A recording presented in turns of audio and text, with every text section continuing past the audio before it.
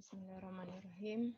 Assalamualaikum warahmatullahi wabarakatuh. Saya Rajma. Saya akan membawakan materi mengenai manajemen kasus pada gangguan persepsi sensori. Apa itu persepsi dan sensori? Sensori adalah stimulus atau rangsang yang datang dari dalam maupun luar tubuh. Stimulus tersebut masuk ke dalam tubuh melalui organ sensori atau panca indera. Sedangkan persepsi adalah daya mengenal barang, kualitas atau hubungan, serta perbedaan antara hal yang terjadi melalui proses mengamati, mengetahui, dan mengartikan setelah mendapat rangsang melalui indera. Faktor-faktor yang mempengaruhi fungsi sensori yaitu usia, medikasi, lingkungan, tingkat kenyamanan, penyakit yang diderita, merokok, serta tindakan medis. Dalam makalah ini saya akan menjelaskan mengenai apa itu rinitis. Rinitis alergi adalah rinitis yang secara klinis didefinisikan sebagai gangguan fungsi hidung. Terjadi setelah pajanan alergen melalui inflamasi mukosa hidung yang diperantarai IgG dengan gejala rhinore, obstruksi hidung, hidung gatal, bersin-bersin yang dapat sembuh spontan atau dengan pengobatan. Rinitis alergi dapat dibagi menjadi rinitis spesifik yang disebabkan oleh debu, baik debu rumah, bulu binatang, asap rokok, tepung sari, makanan, mainan, dan sebagainya. Sedangkan yang non-spesifik yang disebabkan oleh gangguan metabolik.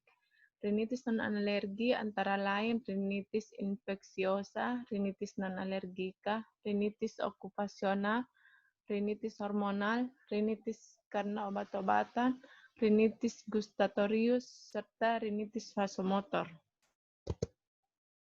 Patofisiologi. Pada kontak pertama dengan alergen atau tahap sensitasi, makrofag atau monosit yang berperan sebagai sel penyaji akan menangkap alergi yang menempel di permukaan mukosa hidung.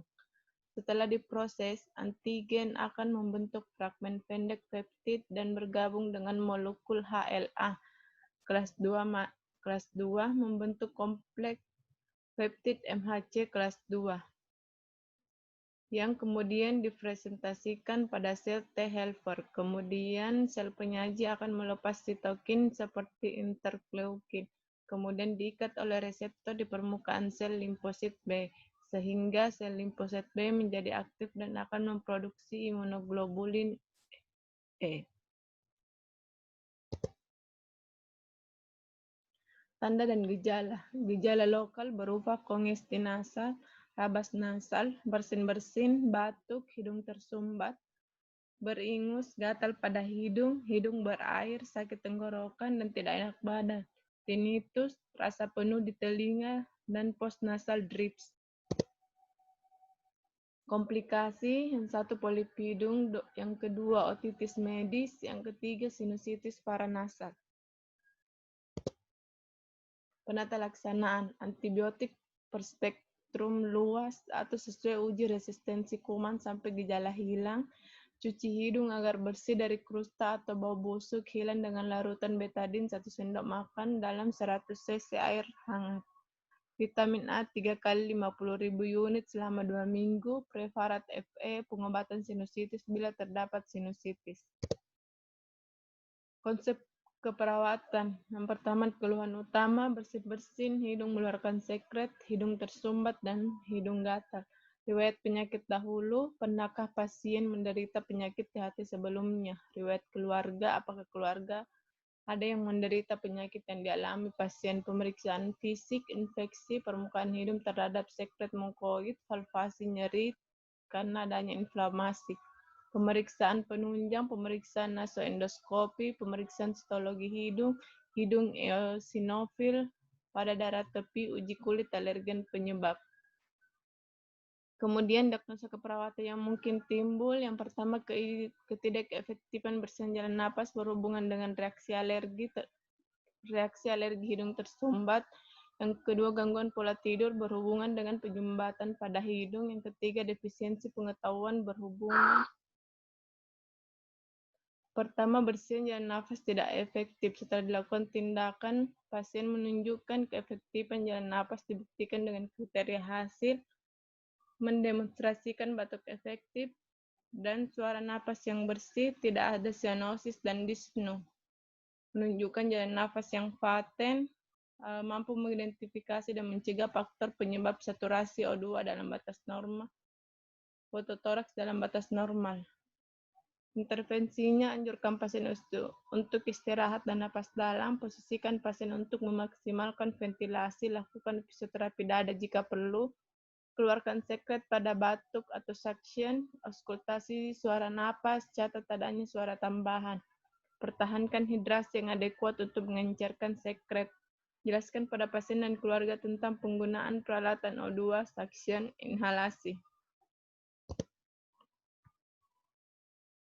Selanjutnya, gangguan pola tidur. Setelah dilakukan tindakan keperawatan, gangguan pola tidur pasien teratasi dengan kriteria hasil, jumlah jam tidur dalam batas normal, pola tidur, kualitas dalam batas normal, perasaan fresh sesudah tidur atau istirahat, mampu mengidentifikasi hal-hal yang meningkatkan tidur.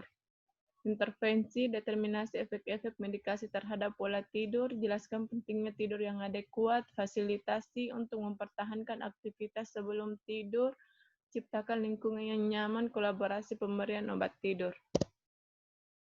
Selanjutnya, kurang pengetahuan. Setelah dilakukan tindakan keperawatan, selama pasien menunjukkan pengetahuan tentang proses penyakit dengan kriteria hasil, pasien dan keluarga mampu menyatakan pemahaman tentang penyakit, kondisi, prognosis, dan program pengobatan.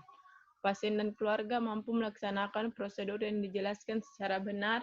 Pasien dan keluarga mampu menjelaskan kembali apa yang dijelaskan perawat atau tim kesehatan lainnya. Ketiga, peningkatan tingkat pengetahuan pasien dan keluarga. Intervensi, jelaskan patofisiologi dari penyakit dan bagaimana hal ini berhubungan dengan anatomi dan fisiologi dengan cara yang tepat.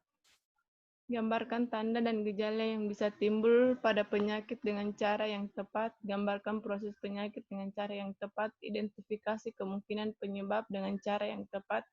Sediakan informasi pada pasien tentang kondisi dengan cara yang tepat. Sediakan bagi keluarga informasi tentang kemajuan pasien dengan cara yang tepat. Diskusikan pilihan terapi atau penanganan. Dukung pasien untuk mengeksplorasi atau mendapatkan second opinion dengan cara yang tepat dan diindikasikan. Eksplorasi kemungkinan sumber atau dukungan dengan cara yang tepat. Terima kasih.